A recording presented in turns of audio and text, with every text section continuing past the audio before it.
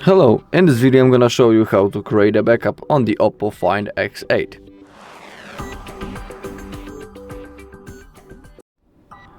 Alright, so let's begin. So we need to open up our settings, and once we are here, simply scroll down into the bottom until you find System and Update.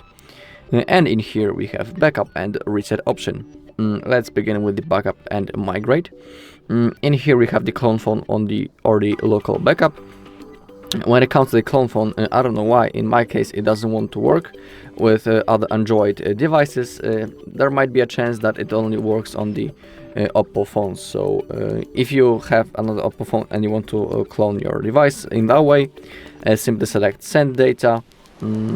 On your other device, click on Receive Data and then scan the QR code and you should be able to do it. In my case, I don't know why it doesn't want to work. Now we have the local backup. In here, if you create a new backup, you must remember that if you create such a backup, it is stored locally on your device storage space. So if you reset your phone, you will lose all of your data, so you need to have that in mind. And you want to be able to restore that backup later.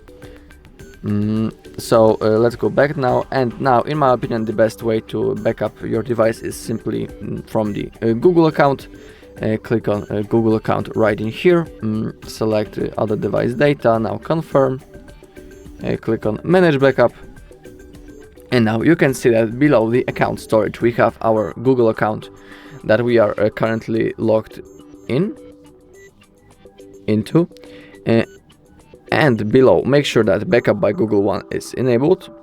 Below we can also see the backup details, so the apps, photos and videos, SMS and MMS messages, call history, device settings, and the Google account data will be backed and transferred. Alright, and now below the account storage we have our Google account, and in the future if you want to restore your backup, you will need to be logged into the same Google account that you can see on your phone right in here, because basically on that account the backup will be stored, and if you want to restore it you need to be logged into the same account. Alright, once everything is selected and known, simply click on that big blue button backup now. Now I need to confirm by drawing my pattern. Okay, and now under the backup right in here, you can see that this thin bar appeared right now on the screen, and you can see that it's starting to fulfill. And when it comes to the opposite edge, you will see the information on the bottom of the screen that your data has been backed. So now let's simply wait until this process is finished, and I'll see you in a few seconds.